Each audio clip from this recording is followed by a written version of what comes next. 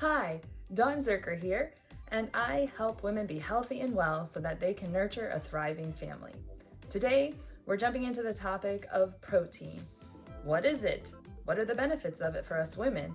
And how do I get more protein into my diet? Why did protein come onto my radar? Well, this story starts a little bit back a few years in my third pregnancy. I had gained a lot of weight during that pregnancy. I was a little confused. I felt like I hadn't changed my eating habits from my previous pregnancies, yet I ended up being like 50 pounds heavier.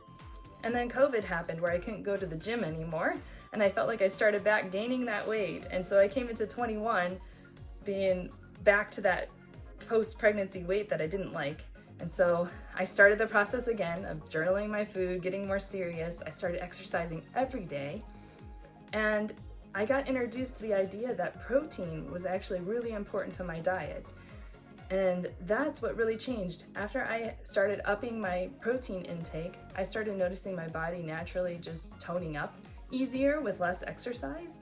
And while I will say, and you'll understand why as we continue with this story, I didn't exactly drop tons of weight. I did get back down to the weight I wanted to be, but it was more about building more strength and more muscle mass and just looking better. People always ask me, Dawn, have you lost weight? No, actually, I'm just eating more protein. I can't wait for you to learn some of these benefits and how to make this happen for you. Just wait one moment. All right, I think I'm ready for chemistry now. I had a bit of flashback to my college chemistry class as I was researching this. Ooh, I can't do that though. Okay. The thing is that protein is a molecule, and there is a lot of chemistry that is involved with protein. So let's just break it down because I want you to understand what it does for our bodies, why it's so important, and also to help you read some labels on things that talk about high protein and what is important and what's not. So the first thing about protein that you need to know is that it is very important. It builds up every single cell in our body. I actually didn't realize how much protein is involved in all these different things. First off, there are many different functions it does. And I'm a mom when I use Legos, but I have these Legos here to help us understand a little bit. One of the first things that proteins do is they are antibodies. These have been celebrities lately in the news the past few years, as we've been hearing it. But these proteins that are antibodies, their job is in our immune system. They go and attach to foreign invaders and take care of them. So those are very important proteins. Another type of protein are enzymes. I think we'll use this one from our enzymes. Enzymes are the things that carry out the chemical reactions within our cells or within our digestive system. So those proteins are really important for just the functioning of our cells. Another type of protein in our body is the transporters. They are the proteins that carry molecules around our body. Some of these are in our blood, some of them are in cells that let things in and out. Another very important job of protein. And wait, there's still a few more. We also have the messengers. The messengers, that you might know them sometimes as hormones. There's other types of messenger proteins, but they carry messages or send messages throughout our brain, throughout our bodies and cells, and tell our bodies what to do and communicate to each other. And finally, we have the structural protein. The structural protein is what gives our body its shape. It's like the glue that holds us together or forms the shape, our tissues, our skin, our bones. So, as you can see, protein is everywhere in our body. It is super, super important. Now, the reason I use these Legos is because to understand proteins, you're also going to hear something called amino acids. Amino acids are basically these little building blocks that make up each type of protein. And there are 20 different amino acids that build up different proteins. So just like we've heard, you can take the amino acids and build them in different ways to make different proteins, more complex ones or sometimes more simple ones. Out of the 20 amino acids, there are 9 that are called essential. These are basically ones that we must get from our diet. Our body will not produce them. And then there are the non-essential, 11 of those, that our body can produce inside itself. However, more research is showing that it still is really important to include those non-essential amino acids in our diet as well. So basically, you want to try to get your protein from various sources and making sure that you're getting all those different amino acids. This also becomes really important if you're pregnant or nursing. Some of these even non-essential amino acids are needed in your diet because if you think about it, you're building that baby. Now you're going to hear about the sources of protein that are complete or incomplete, and you can actually get a complete source of protein. This basically means that they have the 9 essential amino acids present in pretty good quantities. So that includes things like, in the animal category, beef, poultry, eggs, dairy, and within that dairy you have cheese and Greek yogurt, which are great sources. In the plant side, complete sources of protein include buckwheat, quinoa, soybeans, and chia seeds. Other great sources of protein too that might not be considered complete, but they still have a pretty wide range of amino acids. And that includes things like nuts, seeds, legumes. All of those provide proteins, and even whole grains too. There's one other term I'd like you to understand that you might hear when you're reading protein labels, and that's hydrolyzed. It means that they've broken it down into more amino acid building blocks, and what that means is that it should be easier for you to digest and to absorb. Now, let's get into the good stuff, which is, what are the benefits for us women? What does protein do for us? The number one thing that protein does is it builds lean muscle and helps with fat loss. This probably makes sense with understanding the function of protein. Protein makes up our muscles. It builds our muscles, it builds our joints and our connective tissues.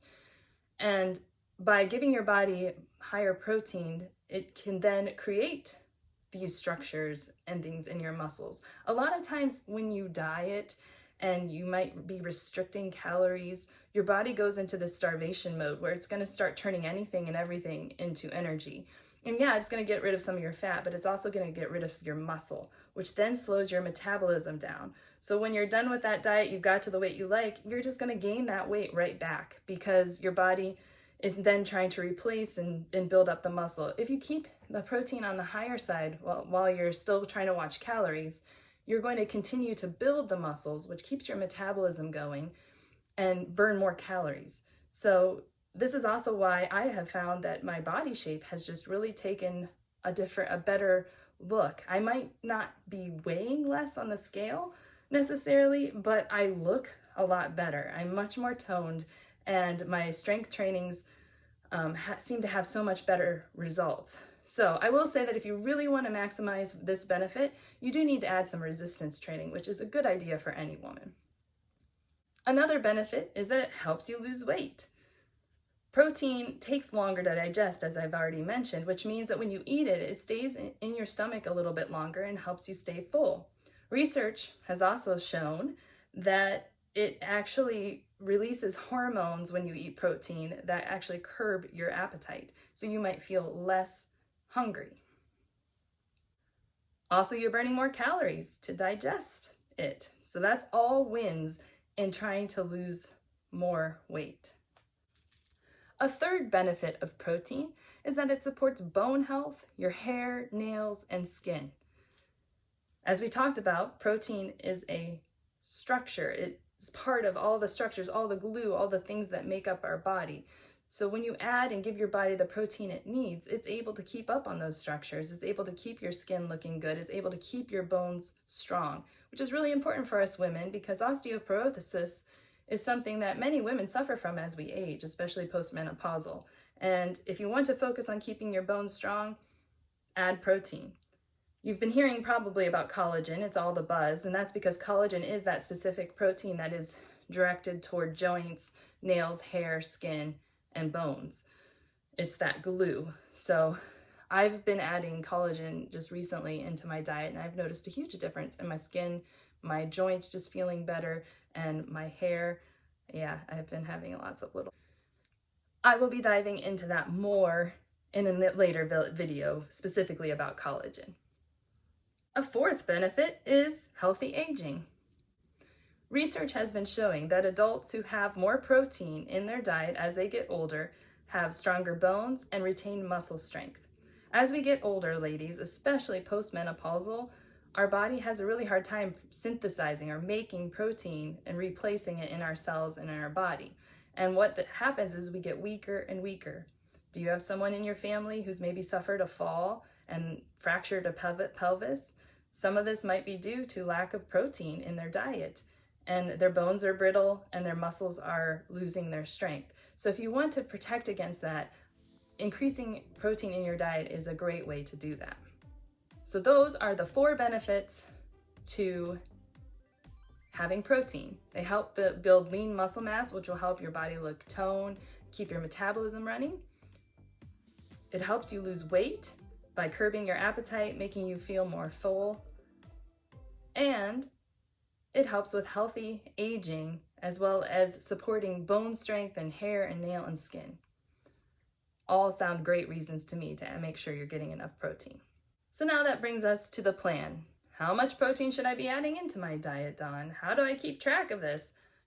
Yes, I'm very practical too. And I have to tell you, it's not that hard. The first thing I did when I heard how important protein is and how it might help with my weight loss journey was I just started trying to go for a goal of getting 20 grams of protein in each of my meals. So what this might look like is at breakfast, I have 2 eggs, maybe a piece of toast with some nut butter on it, or oatmeal with some peanut butter in it, and my coffee with my collagen powder. It's usually how I start my mornings. Then at snack time, I used to be really bad about snacking on the things I gave my kids, which I do try to give them healthy things too. But sometimes you're giving them things like graham crackers or goldfish crackers, and I would find myself munching on those. And one big thing that I changed was making that snack time for me be a 20-gram protein snack. So instead, I'd be reaching for pistachios, Greek yogurt with fruit, beef or turkey jerky. It's actually one of my favorites. And so that really quickly allowed me to get that 20 grams of protein in that meal. And then at lunch, I press the easy button and do just a shake, usually also because I'm on the go and I can just eat that on the way, and usually a salad or some veggies along with that. And then at dinner, we just have a balanced meal that includes one of those meat sources of fish, chicken, beef. We rotate it with the vegetable and the carbohydrate. And so that's pretty much what my plan looked like. It was just focusing in on making sure I got that 20 grams of protein, which in 4 meals, if you got 20 grams of protein, that's about 80 grams of protein in a day. And if you go over to my blog, I have a few charts, one that shows specifically how much protein and how to convert it for your body weight of how much you should be aiming for. But in general, if I'm trying to lose weight, if I'm trying to just build strong muscle, and if I'm pregnant, you should be at a minimum aiming for 80 grams of protein. At my blog too, I have a chart that includes some of these complete protein sources with a general how many grams of protein each of them provide. So definitely check that out so that you can get a good idea of some of those great proteins to add into your day and to focus on. Now, I will say that I'm not advocating keto. I'm not advocating just all protein diet here. If you hear, I still have toast and bread and carbs and occasional chocolate. Like, that was the thing that was the easiest for me about it, was nothing about restricting anything. It was simply about adding in or double checking that I was getting enough protein in each meal. That little bit of mindset shift was easy, and it definitely was exciting when I started seeing results. Conclusion: you now have your chemistry degree in protein. Not really. But you at least have a general basic understanding about how each protein has a different structure with different amino acids that make up all these different functions in our body. Also, you know the benefits of them for us women, from weight loss, building lean muscle, healthy aging, increasing the strength in our bones and muscles. All of those are wonderful benefits. And finally, I hope you have a little bit of value in knowing how I have added protein in and how much you should probably be aiming for if you want to try to increase protein intake. And I hope that you found this information valuable to you so that you can become a healthy and well woman to go nurture your thriving family. I'll see you next time.